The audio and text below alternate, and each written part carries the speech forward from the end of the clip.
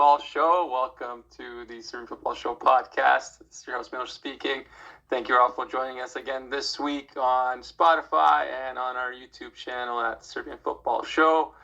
A lot of things to talk about this week. We will focus on this crazy transfer period in the winter, deadline day, transfer still going on. Who knows what's happening? A lot of Serbian players making moves.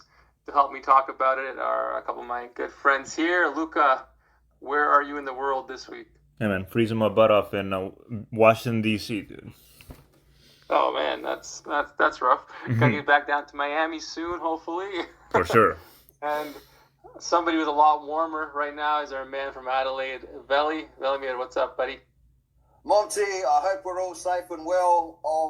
Just by the by, I caught up with a few of the boys over the weekend. It was actually my little Cormtra's birthday, and there was 3 guys there who listened to the podcast, and they go, "Veli, we piss ourselves laughing." The other 3 are just so eloquent the way they speak, and they it's the Queen's English half the time. But you, brother, you swear too much. Nah, so not enough, I say. All I can say to you guys is jebem sunce, izvini. All right, I'm sorry. It wouldn't have it any other way. And Alexa, what's the word in Belgrade? Well, the transfer bonanza is up and running. It's been blowing up on every major portal. And the word in Belgrade is there's a huge Novak Djokovic LED display on 50 buildings in support to the fact that he was cheated out of a title. It's kind of a weird atmosphere, and the city's surprisingly empty. Literally no one's out in the streets tonight. But considering the amount of players that have moved clubs, I guess that makes sense. So, just like they're in the house, we're in the house right now. We can talk about a lot of stuff that's happened in a crazy transfer day, unusual for Serbian football. That's right. And to quote a legendary man named Ric Flair, Rafa Nadal, to beat a man, you got to beat the man. And you didn't beat the man. So you're not the man, and you'll never be the man, but good luck next time. But yeah. And let's get started. A lot of transfers going crazy, especially for our players. Also, Partizan, continue to sign the best 30-year-old of ex-players for their club that are on the market currently. But we'll see how that works out. But let's start with the big news first. Dusan Vlahovic last week going to Juventus. One of my least favorite clubs in the world, but maybe I'll become a fan now that our boy's there, and that I think he's definitely gonna do some big things there. Get the number 7, same number Ronaldo had. Big move, the most expensive Serbian transfer in history of any of our players by far. I think it's over $80 million that he went for. Not to mention all the agent fees, his large salary, well deserved. I'm glad. Fiorentina made a lot of money off of him because Partizan definitely didn't, which is another topic for another day. But Luka, what are your thoughts on Vlahovic's decision, his choice to stay in the Serie A, stay in the familiar place for him, and go over to Juventus? Yeah, man. I mean, what to say, dude? First of all, if you guys recall the last podcast, this was my move. I said he needs to go to Juventus. He should listen to Stojkovic. He should stay in the Serie A.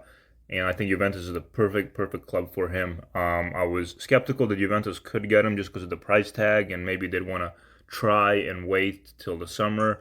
However, it was actually the opposite of that. They wanted to scoop him up right now so they could beat off the suitors in the summer before his price increased. So I think I don't even know where they got the money, but they got the money, and I'm glad that they signed him now. I think it shows Vlahovic they want him right now, not in a couple of months. And when I look at this Juventus team, I'm really looking forward to see how he's going to be playing alongside of one of my other favorite players to watch, which is Chiesa, also a Fiorentina player.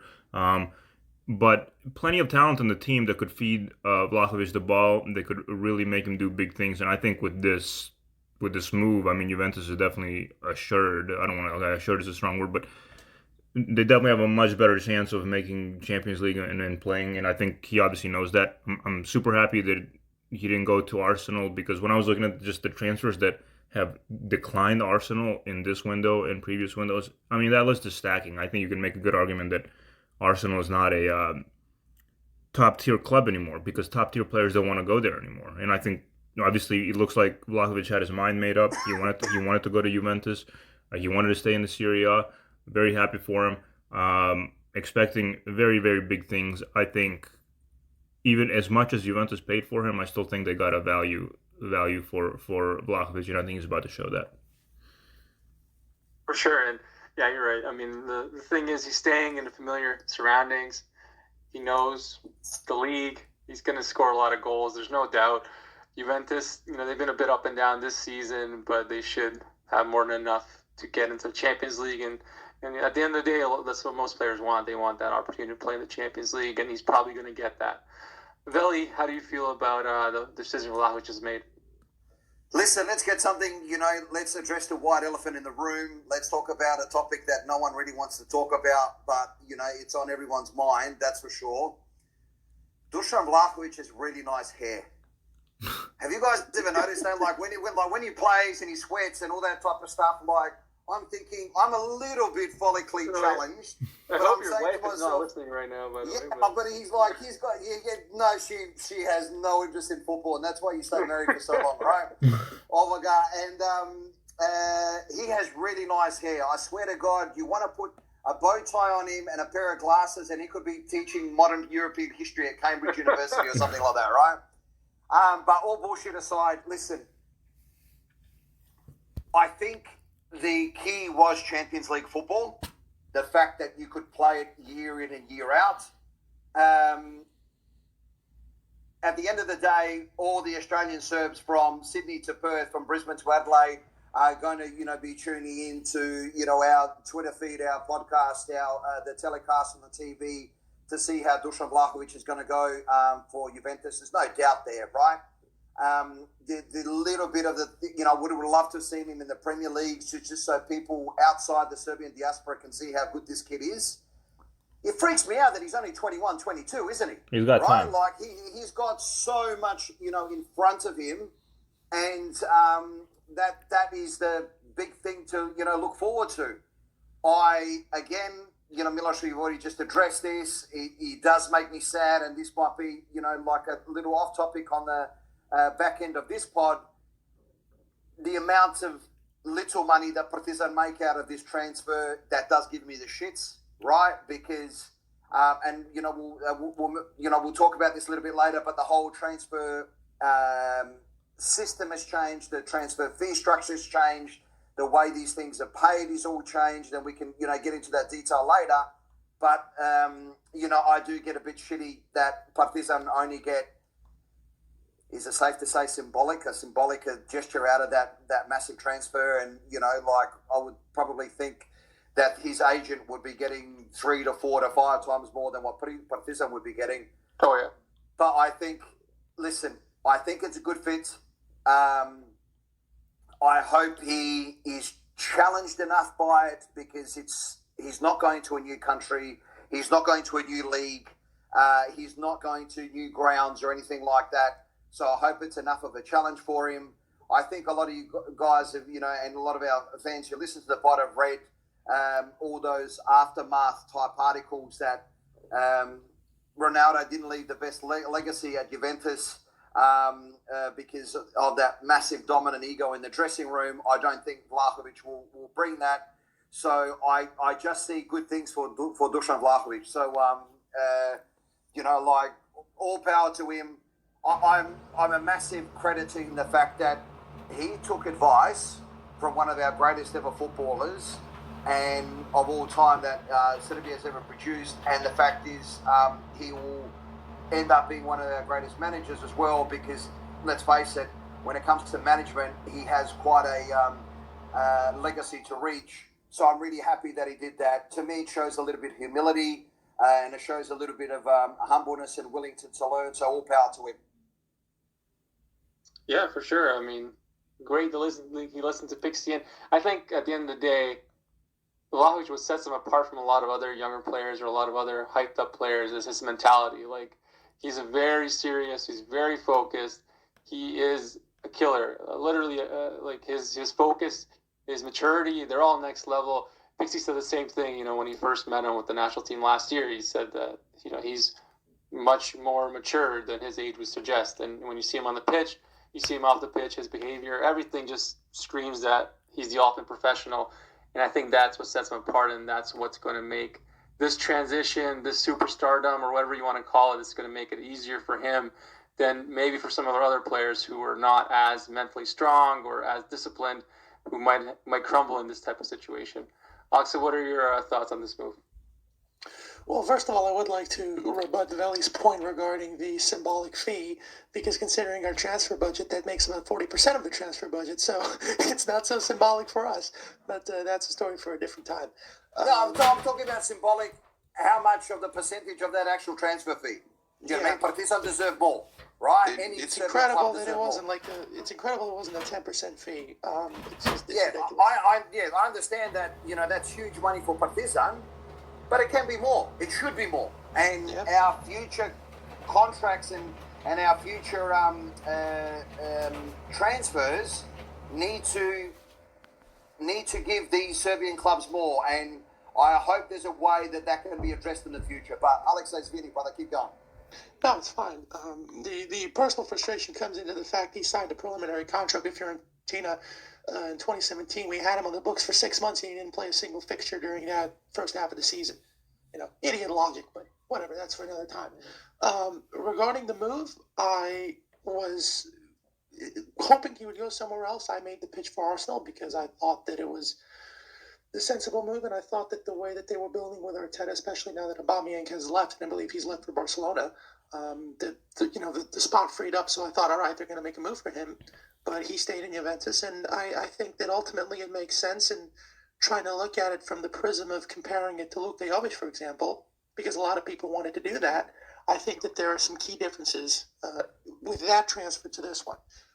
First of all, you're staying in the same league. I think that that's a big deal because Luka Jovic's transition from the German league, which is a fast-paced, high-pressure tempo, to the Spanish league, which has its advantages and is good to watch, but it's very slow, it's methodical, it's very tactical. It's not an easy transition to make, especially for a young player. It's much easier to make for an experienced veteran that can come in and that can make a big impact. Like Luis Suarez, for example, he was dominant in Liverpool, and then he went to Spain and he ate it up. So that's the first part that's important here. He's staying in the same league. He knows the tempo. He knows what's expected of him. And Serie A is a league that in the last 6, 7, 8 years has become a league that is much more open than it was in the past. You can see games that are 3-4 and 5-2 and whatever, and the tempo is much closer to what you would see in England. So I think that he's going to still be fine adjusting to it. He's playing for a team that's going to be on the attack most of the time, so it's no different to Fiorentina, who's their principle of defending was we're going to score more than the other team. If we have the ball, they can't score, so it's going to be fine for that.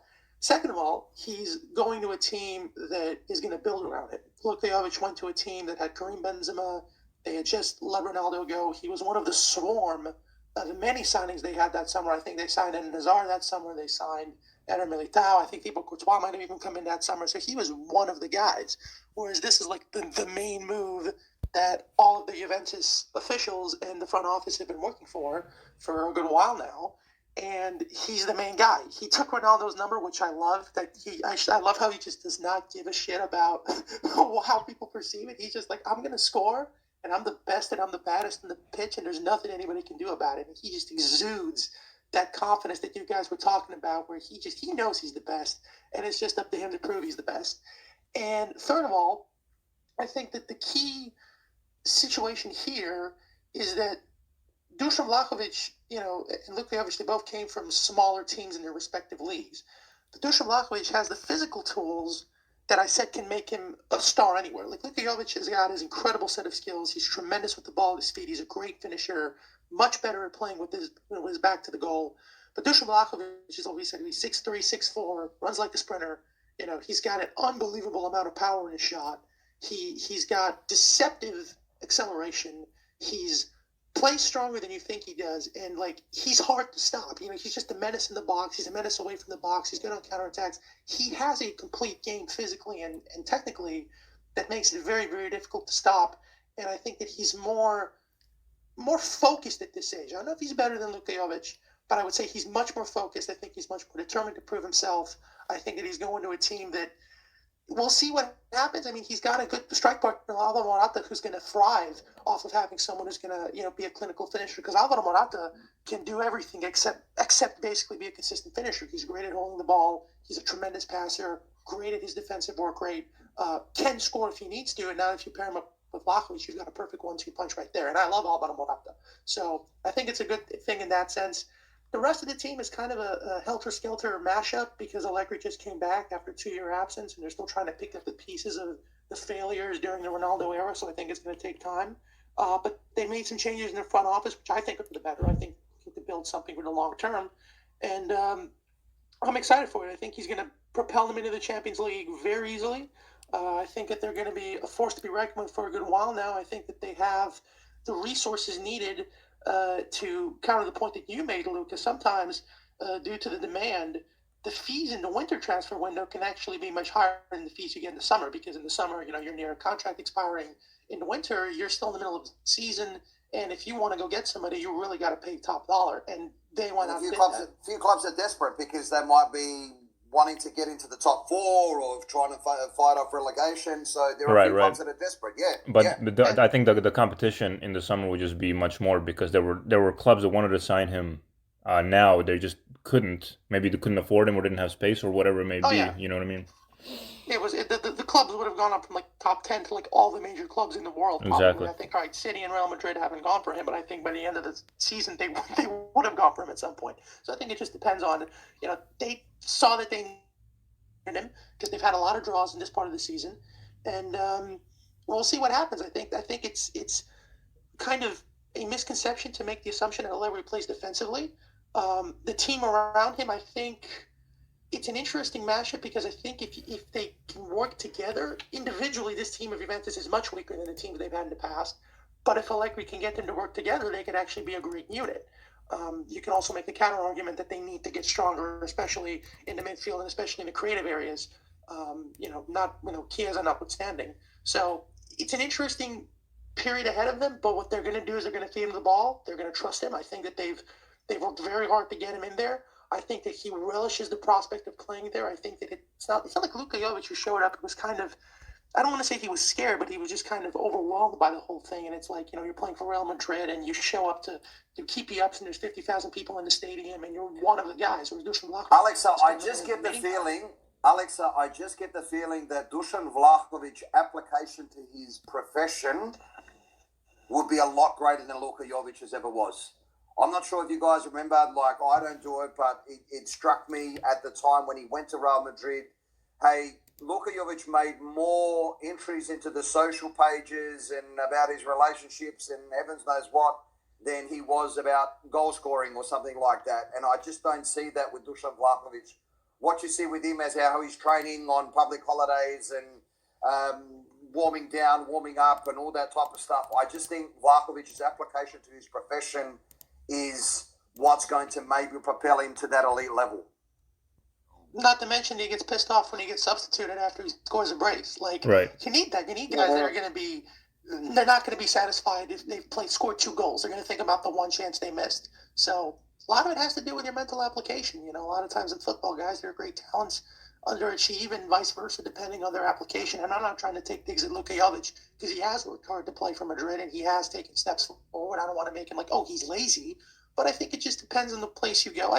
Again, we all agree if Luka Jovic would have gone to a smaller team, if he would have gone to, let's say, an Arsenal or let's say, even somewhere to that level, he probably would have developed better. Because I'm not sure if Dusan would have gone to like Real Madrid or Man City or somewhere, a team or like Bayern Munich, a team that's like contending for like the biggest trophies, that he would have, the same fate wouldn't have found him. Juventus isn't on that level right now, but they're still a big enough club where you have to respect them in Europe. They're still a huge club. They've got the potential to be at that level, and I think he's the stepping stone for them to get there. So I think it's a good move. I think he's ready. The price they paid is big, but I think that they've said before, the money they gave to Ronaldo, like, it's better to pay and make the mistake than to wonder, well, we could have done that move and it didn't pan out. So I think it makes sense for him. And seeing him in a black and white jersey is awesome. So it's nice to see the tradition continue. And I wish him the best. And I think he's going to have a great second half of the season. Yeah, great move for Juventus. And, when they qualify for the Champions League, there won't be an asterisk beside it, unlike Rafa Nadal's Australian Open victory. Whatever. I'm not mad at all. I don't know, guys. I'm not mad at all. I don't know if you can feel. I'm not upset at all about that. Listen. Let's be honest. None of us hold grudges here, but we all just understand that Rafa Nadal didn't thank the Minister of Immigration in Australia for his win. So, but none of us hold a grudge. Okay. Yeah, none of us hold a grudge. I just want to beat Denmark in the World Cup because of '92. I want to beat Netherlands in the World Cup because of '98, 2000, and 2006. And I want Rafa Nadal to lose forever because of 2022. But I don't hold a grudge at all about anything ever in my life. Very subtle. There you go. Hey, Milos, I want to know, where does your hatred of Juventus come from, dude? I don't know. I just never a likable team. I don't know. I never liked. I guess Nedved was kind of a. He was like more. I guess he was a light character, but I don't know. I just never liked the team. Oh, their ownership. The colors of the shirt probably didn't help. Yeah, well, that's not true. I love Newcastle. I like Fulham a lot, but it's just not something that I enjoy. I always just when I think of Italy and when I think of watching Serie A, I always look forward. When I was younger, watching like Inter Milan with Stankovic, or Lazio of our players, or even AC Milan. I used to love watching, back in like the early 2000s, late 90s. Gentlemen, when your parents were all thinking about having you guys, Juventus had a wonderful team with Michel Platini, Ziggy Boniek, and all that. Hey, I'm a Juventus fan, dude. And I remember watching that when I was young. They were fantastic. You know what I mean? So I'm like you. I don't really like them too much now, but you know what I mean. We'll have vested interest now. There you go. Very quickly. Go ahead, Milos. No, go ahead, Alex. I just wanted to make the quick point that Juventus is a good club for us historically because Vladimir Jugovic was there, had a great second half of his career. Absolutely. Very well respected. Krasic started off gangbusters and then got injured and got frozen out, but that's a different argument. So, that Kovacevic would have been good if he wasn't injured. So it's a club that works for us historically, I guess. So, I mean, in that sense, I think he knows where to turn to, and I think, he knows how to pick up advice. So, in that sense, it's good. It's not like he's going to Liverpool where, like, every single Serbian player in history has sucked. The graveyard, dude, there's, like, some success. So, it's a good thing. Some history. Valley, I just want to ask you a question. This is a little bit off topic, but do you remember the website Plavi Fans, by the way? Yeah, I did, like vaguely. I'm sure most of our listeners probably have no idea what we're talking about, but back in the early 2000s, there was a website. It was kind of like the original Facebook in a way. Yeah. This is like back in 2004, 2003, something like that. So it was called Plavi Fans, and it was fans of the national team at that time from across the world. There was a forum as well, and people would post pictures like, I'm from Belgium, and they would post pictures in their Yugoslavic jerseys and hats and stuff, and like it was like my original introduction to like social media in a way. But it didn't last long, but it was like an amazing website back in the day. And Veli, I know you're an old man, so you probably remember it as well. Yeah, I do remember it because that was the start of my. Although I'd been a few times previously, back home, but that was the start of my travels all over anywhere I could to go watch the national team. It was like a bit of a weird time. Do you know what I mean? Like you would be in the stands, and it was called Serbia Crna Gora at that time. Just came off the Yugoslavia, and people would be shouting in the stands. I'd be going Serbia, Crna Gora. I'm just sitting there going, and where's the rest of it? And where's the rest of it? And where's the rest of it? But by the time that was a chant that actually went for about a minute and a half by just saying the country's name because it just took forever. It was a weird time. It was like that was the time when we would boo the national anthem all the time. Yeah. I remember when I went to. My God! And then you'd be looking in the crowd who'd be singing the old anthem, and listen. I'll just say it out there. I had no time for the old anthem. We should have dumped that ages ago. That was from a past that led to the reasons why my father and all that came here and all that type of gear. So I had no allegiance to that whatsoever. But yeah, that was funny. Like people were booing, and then there was almost arguments in there because the 5 to 10% of the people who still wanted to sing it. It was a weird time. I remember when Serbia, Montenegro back then, but they came to Toronto and they played against Italy, a friendly match at the Sky Dome. And I was there with like a couple Canadian friends, and like the anthem came on, and I started booing. Everybody, all the Serbs were booing like crazy, and my friends were like, "What the hell is going on? What are you guys doing?" Try explaining political history. In the Yeah, past. exactly. Oh yeah. It's an hour-long process. One of my proudest moments was I actually was at the first game that Serbia was Serbia. Oh, Czech Republic? You know, with that, the Czech Republic, and then the first one was at home, was against Belgium, and then that hastily arranged Nike shirt with just the corona on there, which like I went and bought and all that type of gear, and that was the first time. And again, I'm really old, but I'm not a fossil yet, and it was the military band came out to do the to do the national anthem, and then they played the opera singer came out as well. Absolutely, and then they did Marsh Nadrino and all that type of stuff, and I went, do you know what? With a bit of luck and all that, we could be onto something. And all right. We've you had couldn't have been wronger. Yeah, exactly right. Exactly right. You know what I mean? We had our sort of things, and then when we got to South Africa, we all fucked it up. But anyway. Hey, that's why we're here now, baby. Absolutely. I have a good story regarding the booing of the anthem from a friend of mine. He was living in Belgium at the time, and this is when we played for the Germany qualifiers. We went to Belgium, we won 2-0, and it's at the stadium in Brussels. And our anthem starts, and of course everyone's booing like crazy from the Serbian fans, and the Belgian fans are all turning around. Brother, that was when Keshman scored and Ovaga. Yep, I was there. Yep. I was there. Mikey Mirotic, I was there. The fans are booing like crazy, and like the police officers in the Belgian fans, they're looking around at the stadium like a flare's been from. Like, what the fuck is this? Like, why are they booing?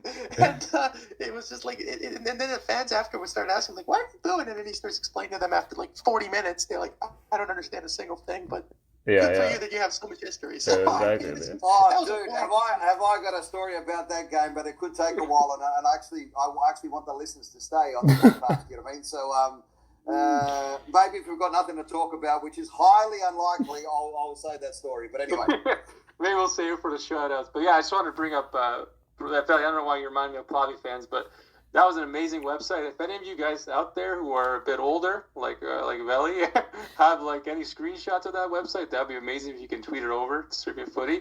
Because I just remember like dinosaur footage, basically. Yeah, I'm trying to look for it, but I can't find it. I'm 45 years of age, but let me reassure everybody that I look 44. All right. Yeah, I was trying to find like pictures of the website and stuff, but I couldn't find anything online. But it wasn't around for a long time. But it was just like the first place online where I like got to like meet other than like my friends from school back here or whatever, meet other like Serbian fans from like I remember Australia, Belgium, Germany, like all these countries, and people would post like pictures of them being fans as well. And I don't even know. I think I found the website by like searching Napred Plavi on Ask Jeeves back then before Google. Before Google, you know, I was just a kid, right? And yeah, that was amazing. But yeah, shout out to anybody out there who remembers Plavi fan. The complicated history of Serbian football forums getting shut down in the last 15 years. You could write a whole chapter on that. Yeah, club forums have been shut down. Were none of you guys in the extra time forum? Yeah, man, the best website, the best forum ever. Hell yeah. I never used to add it because then that means I'd have to type something or I'd have to do some work and all that type of stuff. So I avoided that like the plague. But I read it though. Yeah, actually, one of the legendary people from Extra Time, Kurla, if you guys remember, I used to read. He started a Twitter account recently called I think Balkan Football Scout. So he does a lot of like scouting stuff and. I saw some of his stuff on Twitter. Yeah. Yeah, so he was like one of the OG Extra Time Serbian football legends, and yeah, he's on Twitter now too. So definitely make sure to follow him. But let's get back on topic. Back to transfers. Nice trip through memory lane. Yeah, exactly. Went on a little bit of a tangent, but I'm sure there's a lot of you out there who remember Plavi fans, who remember Extra Time, who remember SFN, if you remember Soccer Fans Network. I'm sure plenty of people remember that one back then in the early 2000s, mid-2000s, when football forums and chat rooms were the rage, and you know there wasn't anything called Twitter yet, or Instagram, or TikTok, God forbid, or anything like that back in that day. But yeah, let's talk about more transfers. A lot of Serbian players making moves. another big transfer that happened last week. Marko Lazetic from Zvezda moving to AC Milan. Young player, hasn't played many games for Zvezda, of course. Definitely someone who has the physical tools. We talked about the physical tools of Dusan Vlahovic, but Lazetic is even taller than Vlahovic. He's younger. He could potentially become a bit more jacked as well than him. So he's got all the physical tools. There's just the other intangibles that you need as a footballer that he can hopefully work on and become a great player. But, going to be tough for him to get minutes at AC Milan initially. He might go on a few loans, but we'll see how that works out.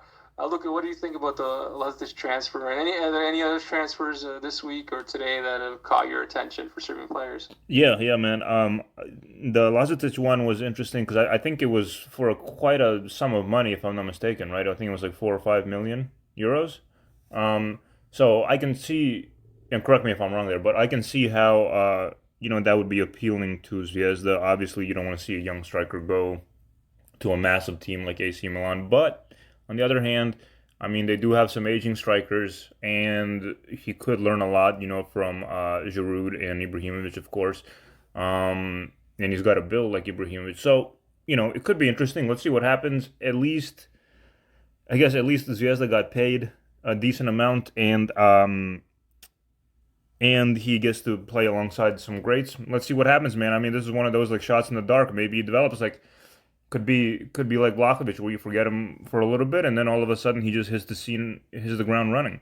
Some of the other transfers that really caught my eye, I don't know if the Nemanja Motika one is done yet to Zvezda, but if that happens or has happened and everything is signed, I think that's a fantastic signing. I think it's an amazing signing, especially getting it from a club like Bayern Munich. And this is something that Veli's touched upon, and it's like, getting these either young or already or established Serbian players back on the team, and I think Motika is a great one. Obviously, Zvezda also, I don't know if we're going to go through him, but the new striker looks to be good. Ohi, I can't even pronounce his last name. I won't even try.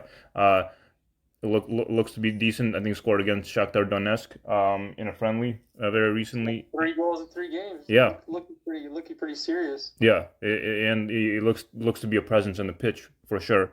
And there was, and of course the Italian Piccini is his name, I believe. Also looks to be a solid signing so far. So I'm actually pretty happy with the transfer so far. It doesn't seem like we've lost a lot, and by we I mean Zvezda, of course. Lost a lot, but the Lazetic one, it's someone I'm gonna be keeping an eye on just because of his physical attributes, like you said, man. So shot in the dark. Let's see what happens.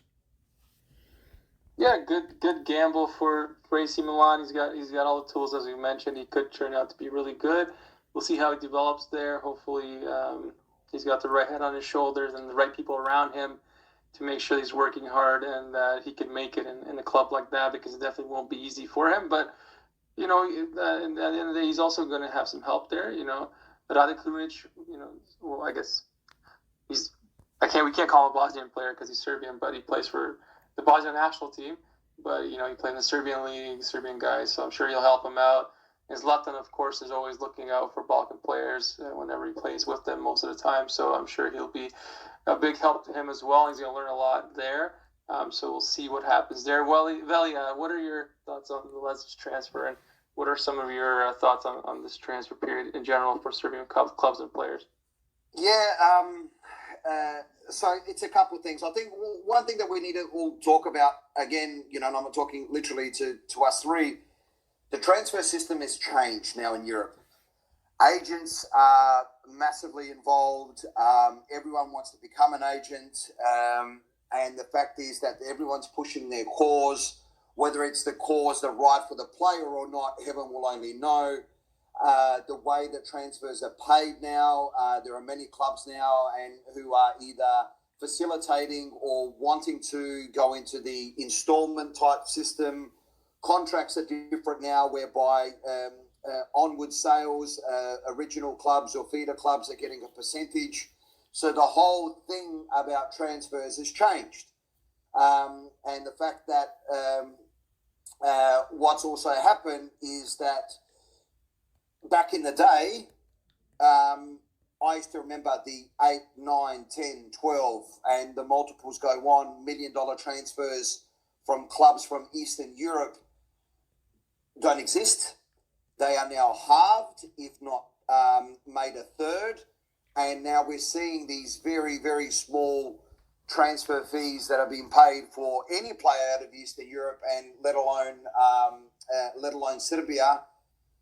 Sadly, and it gives me the shits, and I do get angry about it. The exception to the rule probably is players from Croatia. Whatever Dinamo Zagreb do, they still get very, very good money for their transfers. And of course, their old president takes a cut, but he openly says, "Hey, I'll get you top dollar, so I'm taking my cut, and everyone can shut up." But I think that's a big thing to talk about as well. Do you know what I mean? Like the transfer system has changed. As a result, Njegos Petrovic, he went for, in today's market, for an Eastern European player, he went for good money. Zvezda probably cashed in because you just never know. I get it. But I worry about this one because it's not like he went to an in-between league. He went still to a top 5 league in Europe. And what Alex has so eloquently put previously, it's more of an expansive league. I was going to talk about then that the Italian league is probably going a little bit of a renaissance in the last 3 to 5 years. I don't know if it's a jump too high for him. I agree with all your points. I think the environment which he's going to be in, the players that are surrounding him, will give him nothing but advice. But I worry about it. I do. I'm not gonna lie to you. Njegos Petrovic went to Granada in Spain. He went, for basically peanuts. Again, this is the thing whereby maybe I'm too old school. I'm not sure.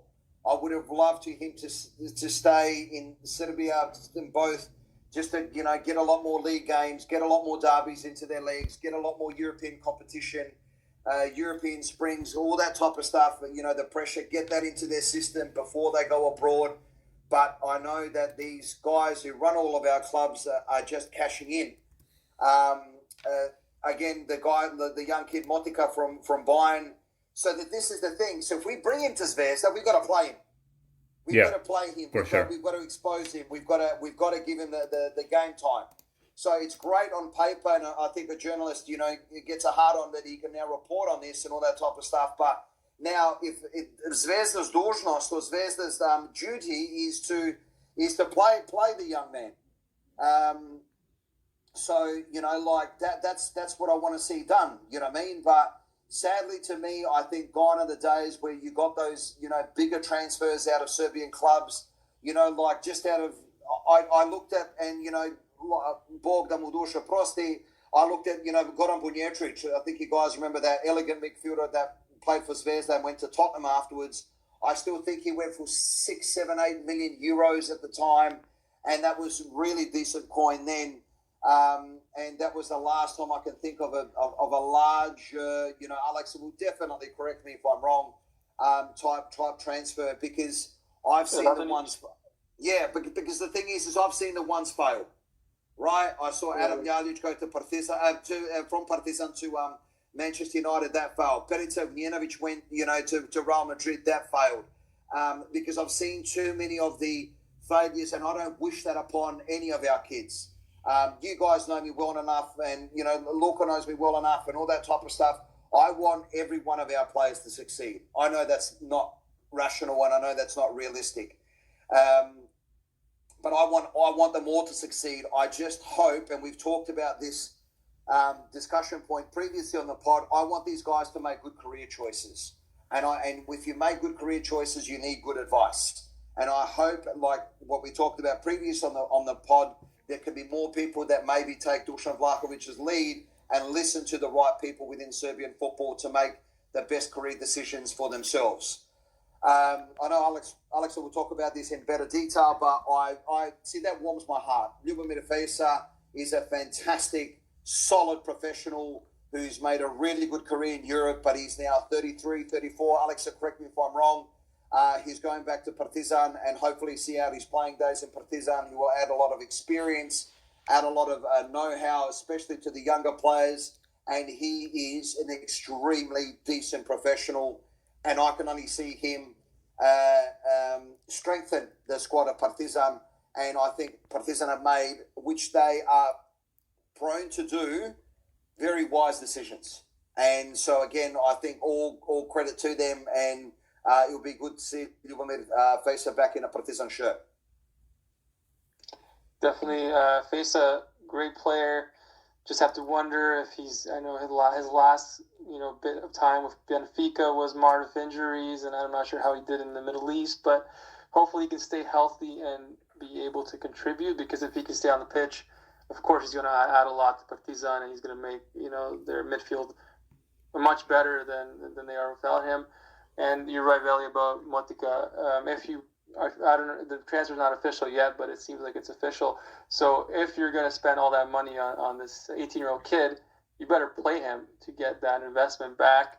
And also, not just that, but you better play him, develop him as a potential player for our national team, on the wing position.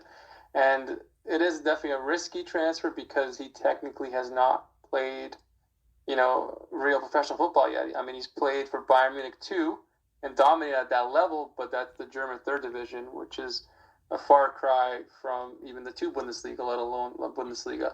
So he's got a lot of talent. He's shown a lot of flashes and a lot of good things in youth level and on the second team for Bayern. But we'll see what he can do in the Superliga. We'll see what he can do against that level of competition, and if he's able to settle in and get their investment back and become a good player for Serbia in the future as well. Alexa, let's hear your thoughts about some Serbian transfers. Well, I'll start off with Zvezda because there's plenty to cover on both sides. The Motika thing, I think, is a transfer that makes sense. I think that, listen, the tempo even in the third Bundesliga, it wipes away any tempo you'd see in the Serbian Absolutely. league. So Absolutely. He's more than physically ready for it. He's learned a lot from his brother too. And they paid good money for him, and I think that they've shown a willingness to sign youngsters, at least in those positions, can be threatening and can do dangerous. Marko Lazetic was one that started off well and fortunately left pretty quickly, but they had Radonjic as well. So I think that they've paid big money, and I think they're going to play him. I think if you look at the winger situation, Kata is nearing age 31, and they need a different profile of player to him. Mirko Ivanic has been shoved out on the left, which is his best position, but at the same time, you wonder whether you're using him there works creatively, or whether you should maybe try and switch it up, because Zvezda's game has become very predictable. You give the ball in the wing, and either Ivanic or Kate, they try to make something happen a lot of times, and you can get a different kind of threat, because I haven't watched the kid play a lot, but you can tell he's fast, and you can tell that he doesn't mind taking a player on. And you look at the other options they have. Ben is very explosive, yep. Ben is 32, Falco is 30. Falco himself hasn't been getting a lot of minutes. The other youngsters that have been in and around the lineup have either been sent back to Grafic or just not getting time. So I think that they're going to take a serious attempt at giving him minutes, and I think that it's a signing that gives them the opportunity to do what they probably should be doing with that size, of just try to get the best youngsters in the region and in the diaspora who can come play for a Serbian club, or the best youngsters in the Serbian league, and get them into the system. That's kind of something that you would think Zvezda and Partizan, with the dominance they have financially, in terms of infrastructure, in terms of support, would be able to do, to just snap all those players up, and they're taking a step in that direction. And I think that going from Bayern to he's not going to a small club, so it's something that I think is a move that makes sense for him. I think it's a question whether he would have got minutes at Bayern. Bayern's a team that stockpiles elite talent just because they can. The Bundesliga is literally their training ground. I mean, for the most part, with due respect to Dortmund and Leipzig. But I mean, anytime they're trying to make a challenge, Bayern just signs their best player or signs their manager. So I mean, it's a defunct league, and playing there, unless you're a top player, you're just kind of, you don't have an opportunity to learn a lot, because there's no competitive incentive if you're playing for Bayern, because you're going to win.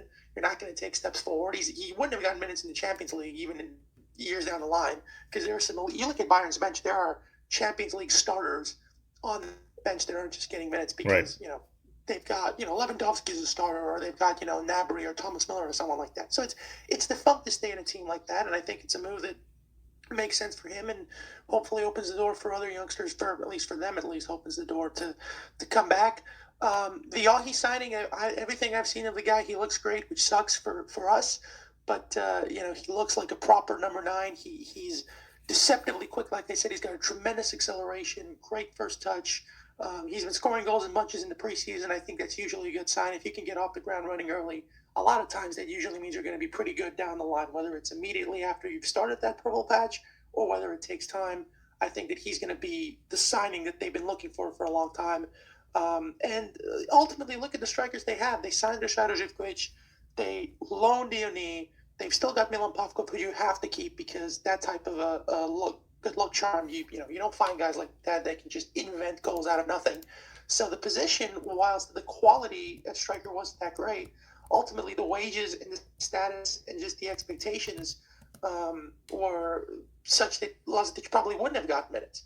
Now you can raise the argument whether it makes sense that guys like him and Petar Stanic and Erakovic can't really get minutes in the domestic league against the likes of Radnik or against the likes of Metalac, which has been the case because they haven't been getting many minutes in games like that where they really should be getting time. But I think it just comes down to a general consensus that exists in Serbian football that there's no time to build a system in place. You have to do what you can in the space of 2 or 3 years, and people are not going to have the patience to wait for a youngster to develop and flourish and shine. And a lot of times the youngsters that get minutes here are based out of necessity. They're not really based off of a systematic plan in place to give them time. And the story about Dusan Vlahovic and Luka Jovic is perfectly exemplified in that they both had moments in their early careers where they didn't live up to the mark as youngsters, and instead of being given a second chance, they were sold. I don't know, Veli, guys, if you remember, but there was a derby that Luka Jovic started where he had an open goal from about 7-8 yards out and missed, and he was subsequently benched and sold. And Dusan Vlahovic, I still remember to this day when we got knocked out to Zagłębie in the second round of the Europa League qualifiers, in the 115th minute had a Kimi in Poland that he just hoofed over the bar. And, he was frozen out from the team afterwards. So there's no patience for waiting those youngsters to develop.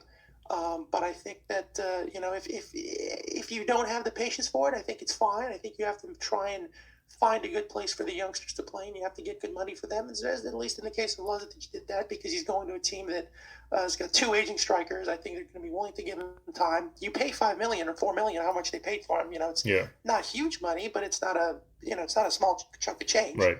And you can never really tell how guys in the youngsters are going to work out. Daniel Jovic was sold as the best youngster that Zvezda had in their academy, and as a guy that I still think he played great. He went to Frankfurt, didn't work out, went to Wolfsburger, started well, and then kind of phased out, and now he's in America. So, and then there's other examples where guys kick on and take a step forward. So it's a gamble, and like general managers say, the best of us bat 500 over time, so you can never make all the right decisions. But I think in this case, as much as I love youngsters getting a chance, I think in this case for what Zvezda it made sense to let Lazetic go. I think it made sense to let Njegoš Petrovic go, even though I think they should find a replacement in that position, because I understand a lot of people have hyped him. A lot of people think he's really good, and he could be really good. And there are certain things he does tremendously well, but I don't see a complete player. I don't see a guy that's comfortable in this position. I think he's been misused. I think he's had bad games that part of it's down to his fault. I think all of the derbies he's played in, he's looked out of his depth. So maybe going to a team that doesn't have a lot of pressure on him is going to suit him better. The Piccini signing on paper should have been great because here's a guy who has a serious CV. He played in Italy. He played in Spain. He played in Portugal. Played for Italy, yeah. So here's a guy who's got a serious CV and he's in his prime. And if anybody saw the friendly that Zvezda played against Shakhtar, he was responsible for 2 of the 3 goals they conceded, and he looked out of his depth completely. So you wonder whether it made sense. A lot of people have pointed out his knee injuries being a problem, him being more focused on building an internet metaverse than the training sessions and stuff like that. So yeah, my man, I got to talk to this guy, dude. Luka's building his Bitcoin empire. He's going to get to that second one in time. But the signings, I think, on paper it made sense. But, for your guy's sake, I hope that he doesn't look that bad in the later games because he looked horrible in the early ones. But in any event, I guess they finally recognized they need to get somebody in that position. So it's a good signing for them. The signings they've made mostly make sense for the team they are. Again, it's a team that's playing in the round of 16 in the Europa League and competing for a championship and a Champions League team. These are the type of transfers that you would, they make more sense for a club of that stature. So I think that most of them made sense. A lot of people love to shit on Markela, and a lot of times rightfully so, because they make a lot of dumb decisions. But I don't think that there were as many dumb decisions in this transfer window. And I think, if for nothing else, the signing of Aki proved that for every 4 or 5 dumb nuts they signed, they can still sign a general player. if they look hard enough. It's just for your Alexa, the other thing that we just with Oki there, I just think that was a strategically brilliant move because the Norwegian league is in their break. They play opposite to the rest of Europe because of the weather conditions.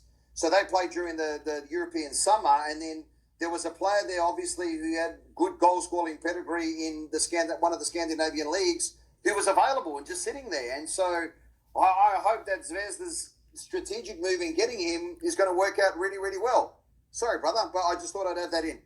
No, it makes sense. And again, you look at the schedule that Serbian clubs have, they all pretty much have to start during the summer for qualifying anyways, and they have a winter break because they don't play in January. So it's not even like a huge adjustment in terms of schedule. You can just, hop right in and play well. So usually, Merkel and Terzic get a lot of crap for the signings they make, but at least on paper, strategically, the signings and sales they made actually are not too far from the sales that I would have made, and that probably makes sense. Whether they work out remains to be seen.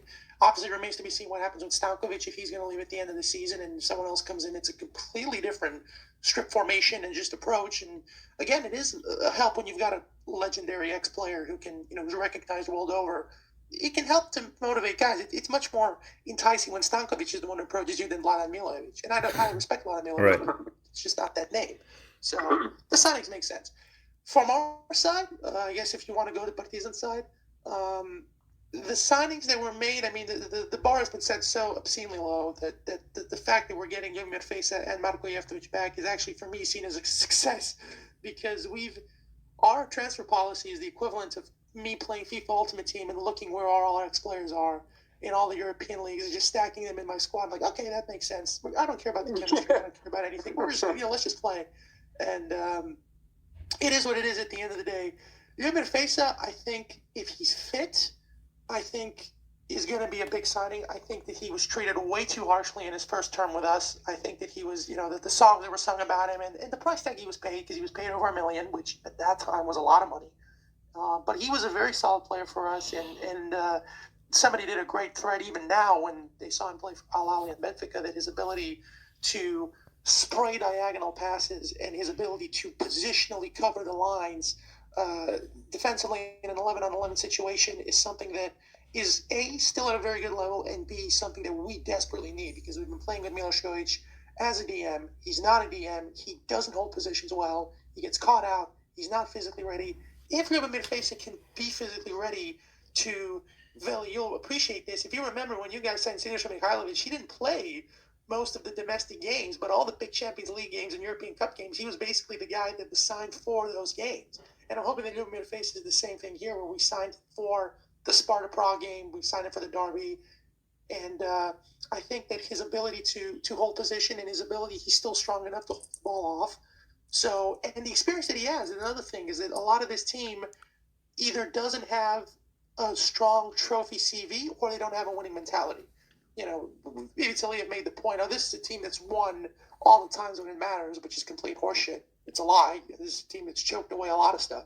We've Ilia's lied? I don't know, man. It doesn't seem like the type of guy to lie, but anyway.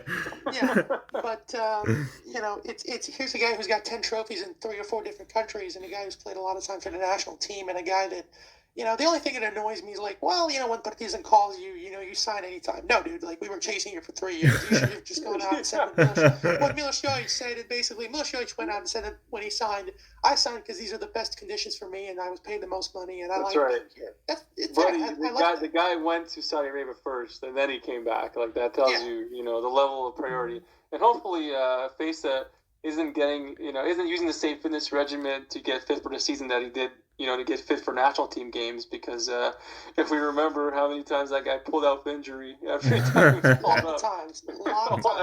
Almost every time he had an injury when he got called up. But another part, it's funny you mentioned that, because a part of the frustration that I think people are feeling, because a lot of people are like, well, you're getting a guy who's an international, who's one of the more respected players in his position, how are you unhappy? Well, you look at the transfer policy of this club, usually guys like that come with heavy baggage in terms of injuries or just personality traits that are an issue, and with Jomir Fejsa, he's not a personality problem, but we know he's an injury problem.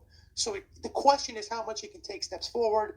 I think it sucks we lost Aleksander Šekić. I think the fact that we sold him to the 14th ranked Polish team for no money, with him forgiving a part of the wages that were not paid to him, just shows that it's hard for me to get excited long term for this team. I don't get that. I just don't get that.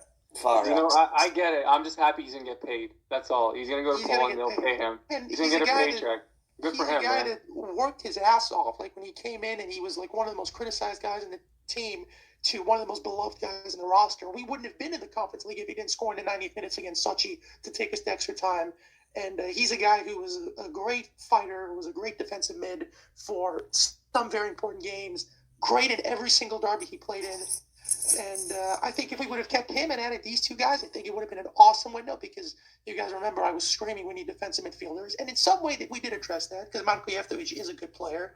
And I think, again, he was treated way too harshly when he played for us in the second term. And he's a guy that is a different type of player. He's more capable of going forward and creating much more than Fesa did because he can shoot from distance and he can play a better pass than Fesa, at least in the final third. But again, it's hard for me to get excited because a lot of these guys are coming off an injuries. And as you guys just saw, Danilo Pantic tore his ACL and he's out for the rest of the year. Right. And even though Bradovic is off to Germany with a back problem. So it really makes you wonder, like, who's running the fitness Yeah, regime and of this also team? like when you mention Obradovic, you think, oh my God, his face is just going to be another Ivan Obradovic who just gets injured all the time because they both have that history of injuries, right? So just that's the risk when you sign these type of players that are in their 30s, coming off injuries. It's just tough. But at the end of the day, maybe I don't really agree with Partizan's transfer policy. I don't hate it. I don't love it either. I understand it though. But at the same time, I can't understand it. But yeah, definitely understand it, right? You bring players that are used to the pressure, that know what's expected, familiar with the club. But at the same time, though, you see that it didn't bring a lot of reinforcements. That maybe that means that guys like Bazdar might get more of a chance in the next part of the season. Here's the part that's annoying. It's like you have Stanovic come out in the press conference and say, we need to improve our defensive midfield position. And the next thing he does is like he sells Čekić. And another thing he says is, we need guys who feel the club. And then he goes out and wants to make a bid for Serbian Football, who's not a bad player, don't get me wrong, but he was a former Zvezda player. And again, I'm not saying that that's necessarily a shitty thing because we had Stojkovic and we had guys we had Milko Jurovski, like it's fine. But you can't be saying one thing and then literally the next thing you do is like the exact opposite of it. So, not to mention the fact that a lot of wages aren't getting paid on time, most likely.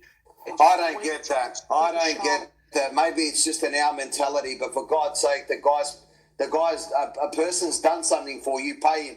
Do you know what I mean? A contract is a contract, man. They just don't give a crap. I don't know if you saw, Ellie, and I'm sorry to get off on a tangent on this, but these are things that are very important. I don't know if you saw that there was a picture of the board that was done. It was the assembly about who was going to be the president of the club for the next 5 years. And, of course, Vucelic won that with ease, because why wouldn't he? But that's a whole other topic for another day. And you show up, and there was a picture of like a carpet they were on. The carpet looked so dirty and just so not washed, and it looked like there was mold on it. And it's just like you're doing like an election, and you can't even buy a brand new fucking carpet. Like, is it really that bad that you can't fix stuff like that? And then you look at the way they do things in social media, where like they make constant spelling mistakes, they tag the wrong people. They couldn't even find a picture of Dusan Vlahovic and Partizan to congratulate them. Oh my God! You had to force the Conference League's official Twitter account to find a picture, which they probably did just by typing Dusan Vlahovic Partizan on Google. Yeah, exactly. Like the level. You know what's funny? You know what's funny? After I made that tweet and called him out, they put it on Instagram and they actually put the picture from the from him raising the cup, from him picking up the cup. Like just, I mean, it's so. Partizan has the worst marketing. Miller said, and then people from that part of the world get you on copyright laws. Do you know what I mean? It makes what I really gives me the shits is that these people who come in and be part of our clubs or run our clubs or run our FAs or whatever it is, they think they are so intellectually superior to the rest of the people that are there, and it's like they are our saviour. And then you go through all those examples of which Alex has eloquently put through, and you go, "No, buddy, you're a goat herder."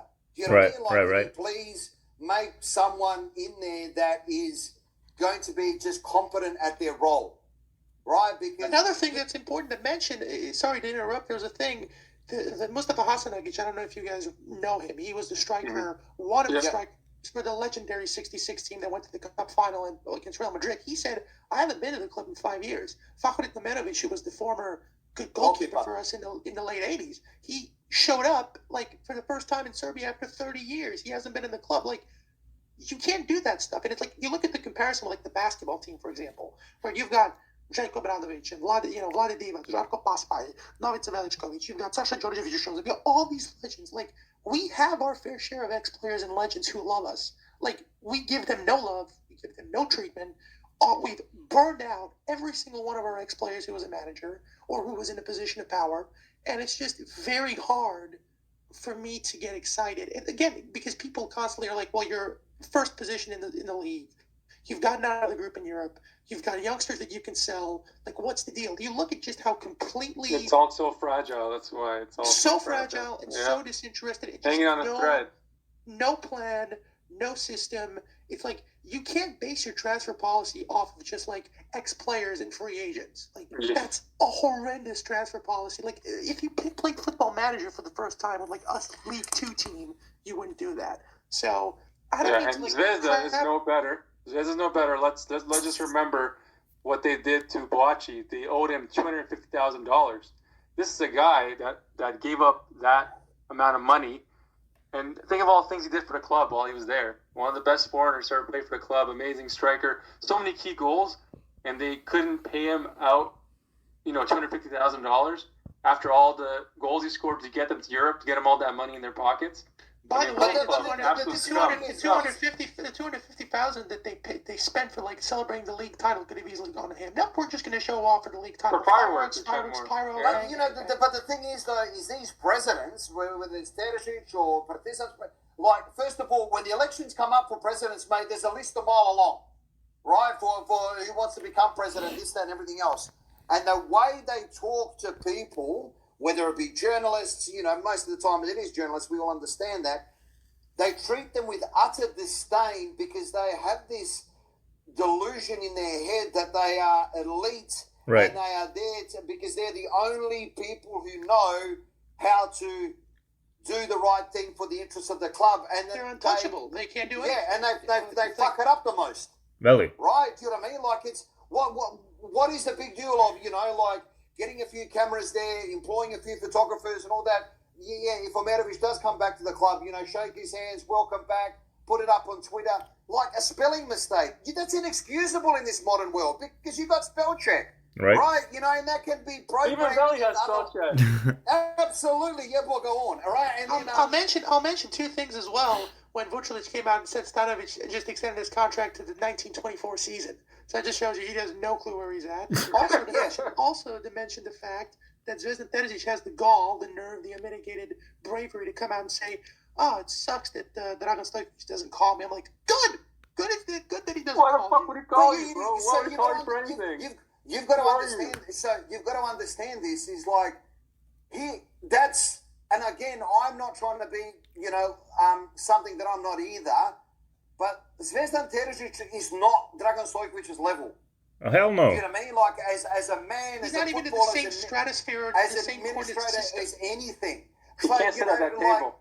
Yeah, šta ima veze s tu vezom? You know what I mean? Like, there is no, they're not colleagues. Dude. And this is where, and we're not trying to say that, like Dragan Stojkovic or Savo Milošević or bilo koga, kao digo nos, and, like, they know who their friends are. They know who their mates are. They know who their colleagues are. They know who that. Because put it this way, if it's Osim walks back to Partizan, and I always wish that guy lives to 180 years of age because I actually really love that man, right? Like, he's Partizan legend, ex-Yugoslavia legend. I think he's a wonderful football manager. He, a lot of those people there are not to his level either. Right? Like the Red Sea should divide when he comes. Just like with Dragan Stojkovic. Just like with Dusan Petrovic. Apologies, Valley. The connection cut out before we could hear you say who it was. If you could just repeat it. If it's awesome. If awesome, of course. I mean, if it's awesome is the guy who's like the most competent person to step in foot in the club in the last 50 years. So, I mean, absolutely. If it's awesome, man. The man is a legend, right? The man is just a superstar. If I would employ anybody just to go watch his commentary when Australia played Hrvatska in the World Cup, and you can still get it on YouTube, his commentary about football. right? It was just phenomenal. He didn't give a flying fuck. He just said it how it was. Not to mention the fact that it's still applicable today, by the way. If you can't absolutely, watch, you can't play. Absolutely. And this is in 2006, by the way. So. Absolutely. And so if he went back to Partizan, like never more da se otvori. The Red Sea needs to part. These are the people that have something to say about proper football issues, not for these so-called, and again, I could do a whole podcast on this, those people who think that they are professional sports administrators who are just bureaucrats in Eastern Europe. They're just commonly known as crooks or criminals, and they think that they are saving the landscape of sport in where we come from. Veli, here is the worst part about those kind of people. We're talking about the bureaucrats you just named, right? So, like, if we take the Boachi example, owing him $250K, the fact that Boachi forwent that payment, didn't want that payment, these people who made the deal actually think that was good business. You know what I mean? Yes. So it's like ingrained in them. They're like shaking hands with each other, like, oh, we got that guy not to pay. We don't have to pay that guy $250,000. We're like brilliant or something like that. And that is just so corrosive to future longevity of any sort of project. They're patting themselves in the back. Exactly. He was a free agent.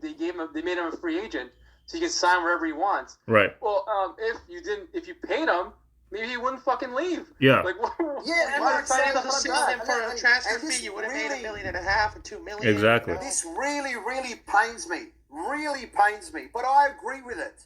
Was it Jander or Van La Parra who took Zvezda to UEFA to get his money back? I wish more people would do that to expose the shitbags. If I may mention the name, Takuma Asano, who was like ostracized for like the biggest trader in the history of the world. You didn't pay the guy on time.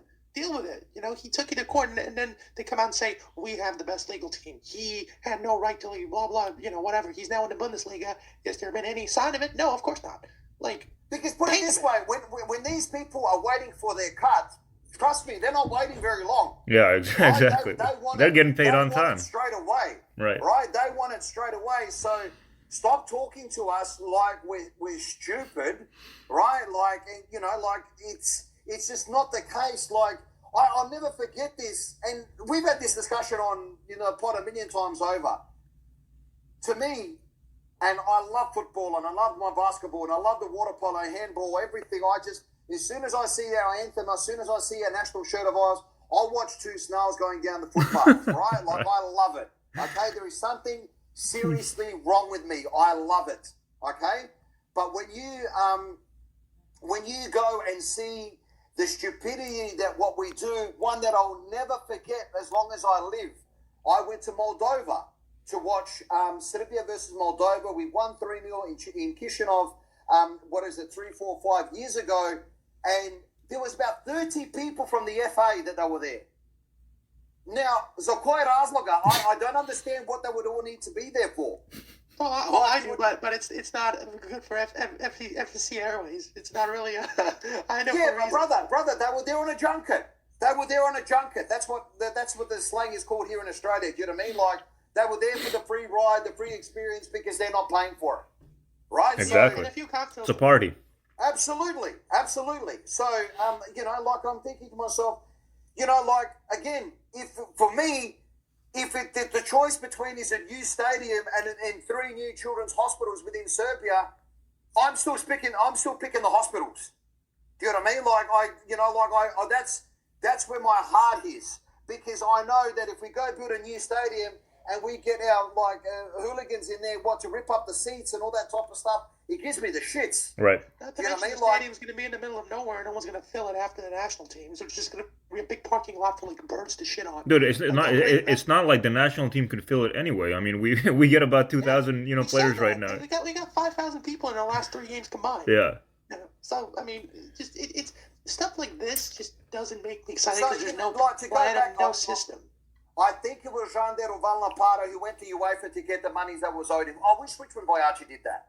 It's $250K, sorts of them. Yeah, boy, it's not like, it's not like you lost £5 off your pocket. Absolutely. It's $250K.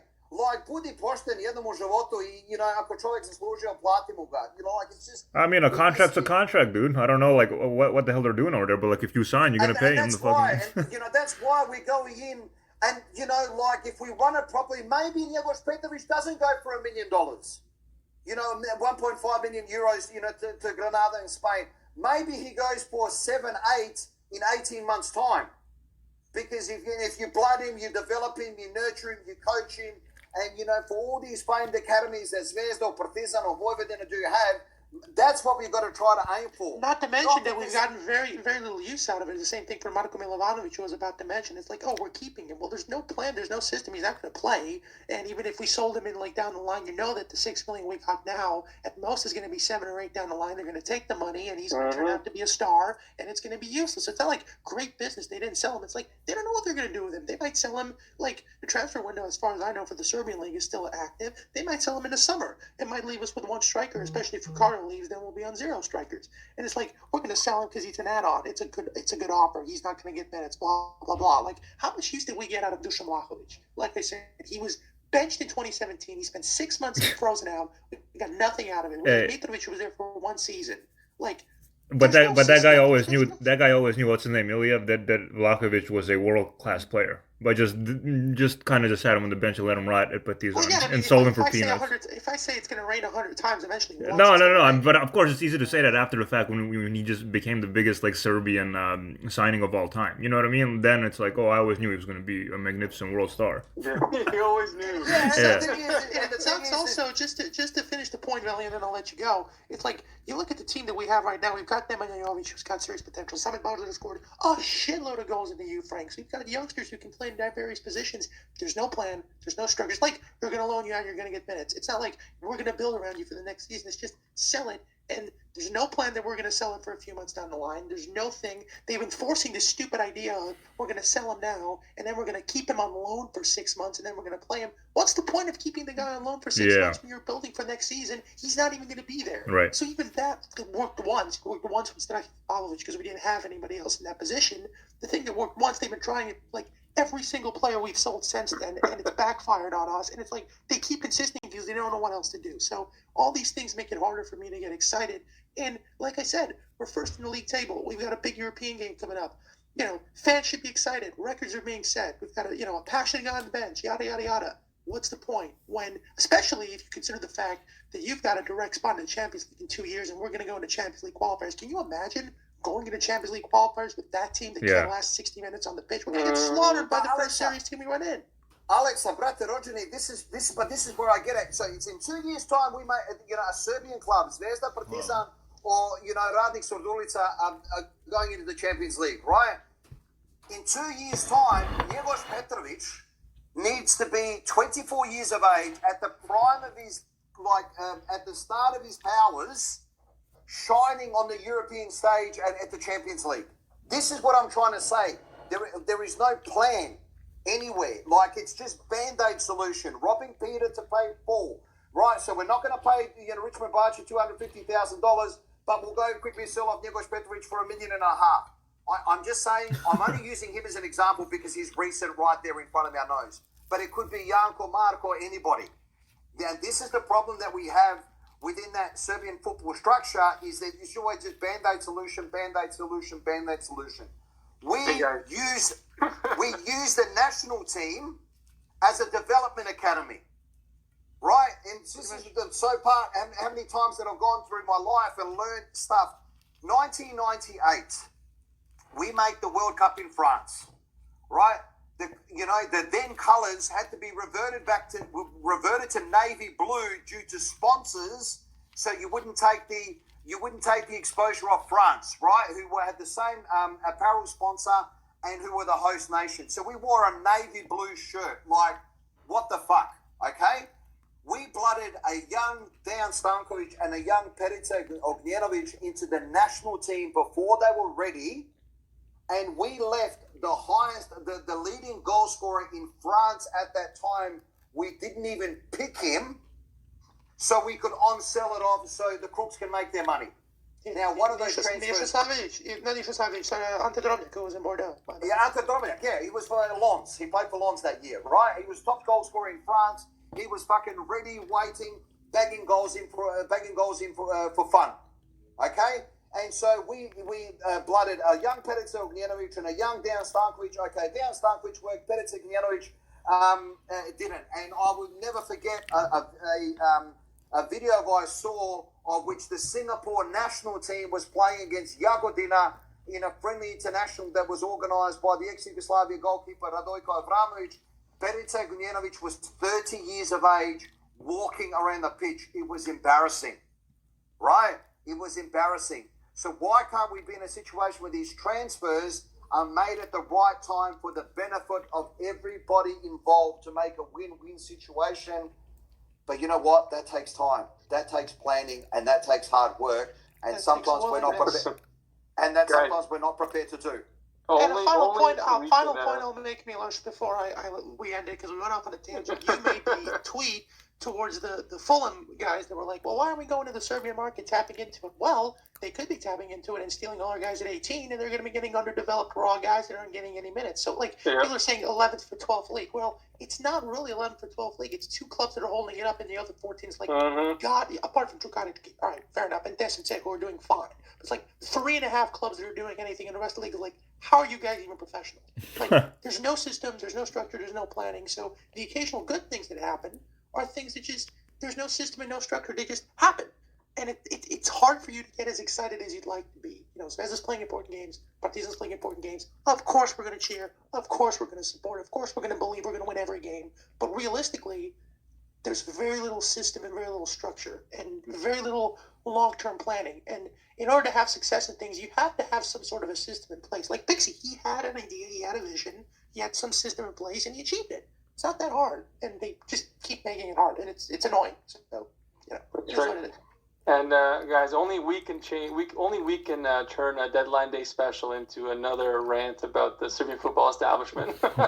Absolutely, it's because we care. It's because we care. Because and listen, and Alex, that just sums it all up. We still care after all this time. You know, I had a street, you know, Bog da mu duša prosti, I loved him more than life itself, right? And he, you know, once, you know, when I used to get, you know, give him the shits when I was younger and all that type of stuff, you know, I was naughty, get into trouble and all that type of gear. Trust me, I got disciplined. But every now and then he would look at me later and go, "Ne valjaš, ali si moj." And sometimes that's how I used to feel. And that's how I feel about Serbian football. Right. Ne valja. Ali to je moj. Yep. That was Luka looking at the big Bitcoin chart last Exactly, bro. Exactly. Absolutely. Verbatim, right? dude. And that's exactly my point, you know, to hopefully, because I doubt I could ever get to that level, hopefully complement what Alex has just said. Do you know what I mean? Like, because we care. That's why. We don't do it because we've got nothing else better to do. We care. We love it. Right? Yeah. Nothing else gives us that thing. Like, we can sit here and talk about Milos Deganic. You know, he's left Zvezda and, you know, he's gone to the MLS, and I'm so happy for him because he's a Serbian kid. But, you know what I mean, like, at the end of the day, he plays for Australia. You know, we still love it, but it's just not 1,000,000% that. Just like Milan Borjan, you know what I mean, like, pulls off a fantastic save a couple of days ago, again for Canada, just like he does for Zvezda. But you think to yourself, the icing on the cake would be if he wore the Serbia shirt. You know, we all feel like that every now and then, right? So Lucas managing to do this show and organize it along with his Bitcoin madness. Milos has a daughter. Veli has a job. Like, how do you do this? And we're still doing it, and we're willing to do it every time because we care. And if they only care, like if people care like a quarter of the percentage we do, like we'd be a top 5 league. But that's right. Don't. And I'm happy for Deganic because he's actually gonna get paid on time, no issues, right? And he's not gonna get frozen out because of some stupid beef. Yeah, and I understand why Zvezda didn't sell Pavkov because obviously he's going to be very handy in the league. If something happens with it's a smart decision not to let him go to MLS. But I would have loved to see him go to Kansas City, like those rumors were saying. I would have loved to see him at MLS. I would have loved to see him in Kansas City. I'll go visit Luka. We can drive down to Kansas City. Hell yeah, dude. Watch some. Well, the Chiefs might call for a receiver. Alexa, did you notice how we just didn't get an invite then? He goes, I can go visit Luka. Hey, we'll check it out. Let you know how it is, dude. Brother, we're not allowed to leave our neighborhood. That's the thing. That's right. You're trapped in Australia. Milos, Is Borjan going to go to the MLS? I don't think so. They're not letting them go. So I guess he's staying. I just thought if you had there's plenty of inside time for them knowledge to there. toss him out. Plenty of time. Yeah, we'll see in the summer what happens. But I mean, the way he's playing right now, I'm sure he's going to have a lot of interest, and maybe he sells him in the summer. I think his contract's until 2024. So I'm sure some MLS club is going to offer, probably Toronto or Montreal or Vancouver is going to offer a lot of money for him if he keeps playing like this and he takes Canada to the World Cup, because he's in amazing form right now, and I'm sure he's interested. And he's just got such charisma as well as a person and as a footballer, and fan favorite. And we all know great examples in the past in football of charismatic goalkeepers, and it's one of those things where that actually doesn't grow on trees. You know what I mean? That's right. So I think Borjan's got that in abundance, but again, you know what I mean? Like, we love it, and bigger. There's videos for it. Anything you guys want to add before we go? Look at anything you want to add before we go to Valley's final shout out? No. I just have a pop quiz question for you guys. Who was the first player to score for Serbia against Czech Republic? Trišović. No. Danko Lazetic. Danko Lazetic, yes. The final score was 3-1. Who was the second player to score? Trišović.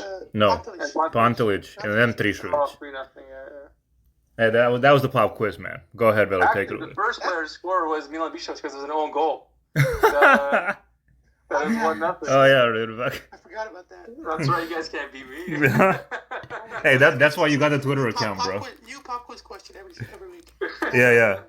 We Sure. should do that. Riley, what about your shout outs? Oh, listen, there's no again, the diaspora leagues are starting here in Australia very soon, within the next 2 weeks. All the major states in Australia. So let's take the tangent off. I want to say my shout out to the Dianella White Eagles in Perth and Maddington also in Western Australia. Dianella probably the higher ranked in terms of the league. I think they play in the second division in Western Australia. So out west, the Dianella White Eagles, I want to give them a massive shout out. And over time, boys, we will give you the heads up of almost every single Serbian club that plays in Australia. Some of them are in good leagues. Belgrade starts soon, but I know that I've talked about them a lot. But we're back in the first division here in South Australian football. So I will keep you guys posted about them in the coming shows.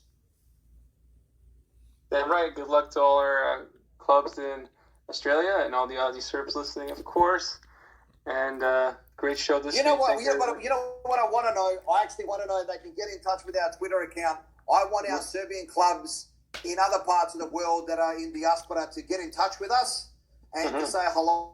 And, we would be happily to give them a shout out and to give them a plug and to talk about their history and all that type of stuff, because I know that you guys have seen it in the past. One of my great things is I have a jacket from the White Eagle Soccer Club in Johannesburg in South Africa. Do you know what I mean? And so that's what we want. All you guys, in America, in Canada, in New Zealand, in Australia, and all that type of stuff, get in touch with us through the Serbian Footy Twitter account. Listen to the pod, and brothers, we'd love to give you guys a shout out, men and women, of course, because because like Belgrade here has got now 2 or 3 teams in women's football, and a lot of Serbian girls play, and they have a lot of fun. So all power to them. Beautiful, and big shout out to the United Serbians from Milwaukee. I see they're winning. I think they win their league like every year. They always post pictures, and they dominate in that league. So shout out to those guys. I always see their tweets, and they're definitely killing it. So shout out to all the Serbian clubs out there across the world.